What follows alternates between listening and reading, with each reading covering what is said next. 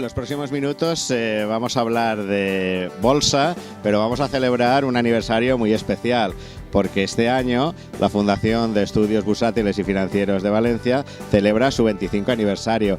Y qué mejor que hacerlo que hablar con su directora, con Isabel Jiménez. Isabel, buenas tardes, bienvenida. Buenas tardes, gracias por invitarnos. Años. Sí, cada vez estoy más joven. Bueno, será la bolsa. Sí, no, la verdad es que tenemos un equipo estupendo en la Fundación y llevamos divulgando, contando que saber de los mercados y saber cómo invertir es muy importante y que hay que mejorar la cultura financiera en España cuando ni siquiera se hablaba de cultura financiera en Europa hace 25 años. A mí me gustaría que hicieras un repaso cronológico de lo que han sido estos 25 años. ¿Cuáles han sido los hitos más importantes que habéis tenido dentro de la Fundación? Es un camino que ha sido duro, pero se ha llegado a 25 años. Nuestra idea era abrir las puertas de la Bolsa de Valencia, que la sociedad valenciana aprendiera no solo de bolsa, sino también a que tenían posibilidad de tener voz allí, de que el edificio de la Bolsa estaba abierto a todos los valencianos e incluso ofrecer programas para ese segundo nivel de las empresas o de las instituciones y de las entidades financieras, de tener cualificación desde Valencia y para mantener el talento en Valencia, evitar la fuga de talento, ya fuera desde el máster oficial bursátil y financiero, el máster oficial de asesoría jurídica de empresas, el programa de controlería y de tesorería o incluso la certificación de asesoramiento financiero obligatoria desde la MiFID, pero que nosotros llevamos impartiendo en Valencia hace 15 años, siendo la primera entidad certificadora oficial en la Comunidad Valenciana de estos asesores financieros independientes tan necesarios para ser el interlocutor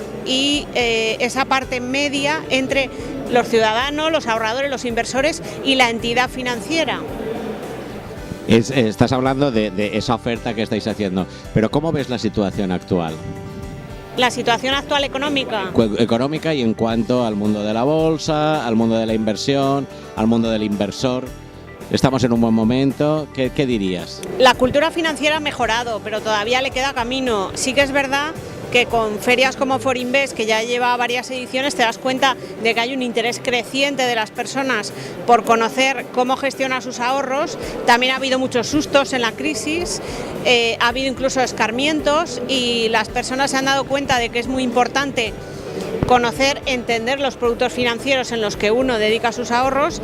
También es importante dedicar tiempo al ahorro y hemos vivido incluso esta cultura creciente de preocuparse por la planificación financiera a largo plazo, por la jubilación, la generación nuestra, que probablemente ya no tengamos una pensión pública que llegue a cubrir todas nuestras necesidades, pues hay que plantearse esa pensión privada, cómo ir preparando esa mochila de una forma eficiente, de una forma cualificada y dentro de toda esa oferta de productos, pues entender que no es lo mismo la planificación financiera de la jubilación que la inversión en bolsa de corto plazo. Tú has hecho referencia a la cultura financiera. Es algo que es un caballo de batalla que a nuestra sociedad todavía le cuesta y queda. ¿Qué harías tú para que se aumentara la cultura financiera? ¿Dónde debería de empezar a impartirse esa cultura financiera? Pues gracias a Dios ya estamos en la segunda fase del Plan Nacional de Educación Financiera con el Banco de España y la propia CNMV e incluso la propia Fundación. Y esa cultura financiera debe empezar desde que uno es niño, ¿no? La gestión de la economía familiar, como decía Angela Merkel, hay que gestionar la economía como una ama de casa prudente.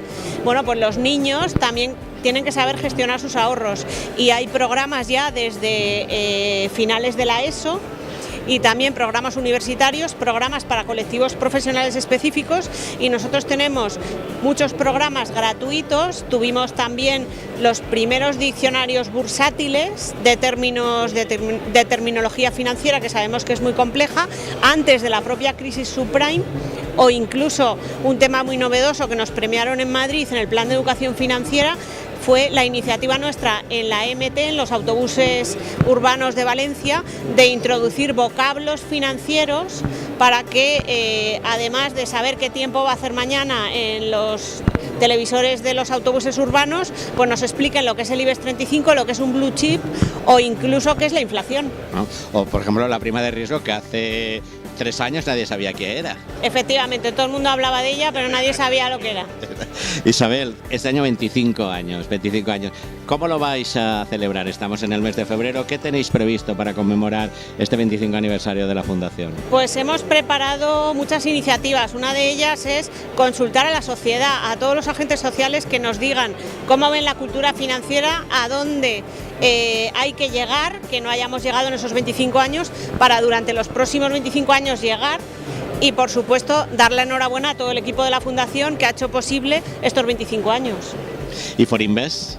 ¿Cómo valoras la edición de este año, esta edición de 2015, en la que estáis especialmente involucrados? Nosotros hemos estado participando en Forinvest desde la primera edición y hay que ver lo que ha mejorado, cómo se ha consolidado. Es una cita obligada, una cita incluso para personas de toda España, no solo valencianos, y a nosotros nos llena de alegría porque nosotros siempre decimos que cuando Forinvest cierra, sigue la Fundación el resto del año y acogemos durante todo el año por lo menos una actividad de Forinvest al mes, los jueves. Muchas de ellas participáis y nuestra idea es eso, que Forinvest no tiene que ser 3 días al año, porque lo que tenemos que motivar y educar y evangelizar, que es lo que hacemos, es para que las personas acudan al banco más de una vez al año, que haya más confianza con la entidad financiera y que también haya más formación, de manera que haya un diálogo abierto para que se optimice no solo el ahorro, sino también, como hemos dicho antes, la previsión. Y ahí es Forinvest, es una cita puntual siempre en el mes de marzo, finales de febrero en el mes de marzo, pero el resto del año está la Fundación de Estudios Bursátiles y Financieros, que cumple este año 25 años. Isabel, muchas gracias por haber compartido estos minutos con nosotros. Felicidades de nuevo, felicidades para todo el equipo de la Fundación y como mínimo, 250 años más. Muchísimas gracias. Y tú que lo veas. Y yo que lo vea.